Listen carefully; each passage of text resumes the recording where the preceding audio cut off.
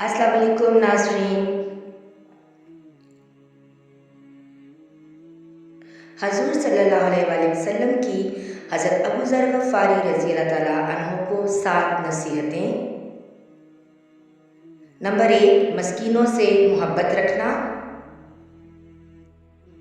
Number 2, अपने से ऊंचे लोगों पर निगाह न रखना। नंबर 3, सिला रहमी करना। नंबर 4, किसी से सवाल न करना। नंबर 5, हक बात कहना। नंबर 6, अल्लाह की रज़ा के मुकाबले में किसी की मलामत की परवाह न करना। नंबर 7, ला हौला वला कुव्वता इल्ला बिल्लाह को कसरत से पढ़ना। नाज़रीन, अगर वीडियो अच्छी लगे तो शेयर कर दें और चैनल को सब्सक्राइब कर लें। शुक्रिया।